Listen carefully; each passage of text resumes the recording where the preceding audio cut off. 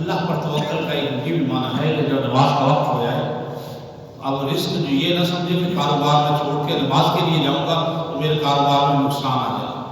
اگر وہ ایسا سوچتا ہے تو یہ کافرانہ سوچ ہے. بندہ مومن تو اللہ پر بھروسہ کرتا ہے کہ رزق اس کے ہاتھ میں ہے، تو اس کی میں فرما برداری کروں گا، وہ تھوڑے رزق میں بھی برکت دے دے.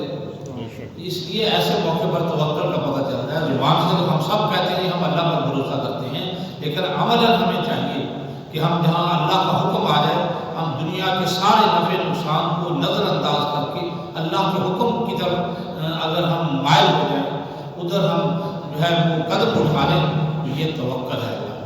اور جب توکل اللہ پر ہوتا ہے سبحان اللہ.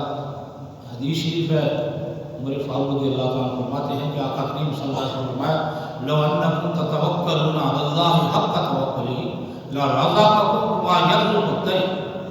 فرمایا کہ اگر تم صحیح معنوں میں اللہ پر یقین کر لو، بھروسہ توکل کرو، تمہیں ایسے رزق دے گا جیسے پرندوں کو رزق دیتا ہے. کتنے پرندے ہوا میں ہیں، کتنے جانور پانی میں ہیں، وہ کوئی رزق اپنا ساتھ تو کھائے نہیں پھرتے، بلکہ یہ ہے کہ اللہ تبارک و تعالیٰ انہیں بھی رزق دیتا ہے تو تمہیں بھی رزق دے گا.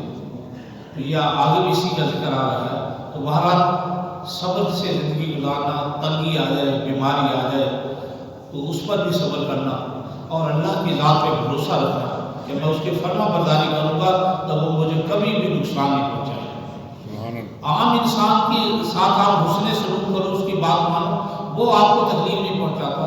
تو یہ کیسا ہمارا ایمان ہے کہ ہم سوچتے ہیں کہ ہم اللہ کی فرما برداری کریں گے ہمارے مال میں نقصان ہو جائے گا، نماز پڑھنے جائیں گے تو ہمارا کاروبار میں نقصان ہو جائے گا.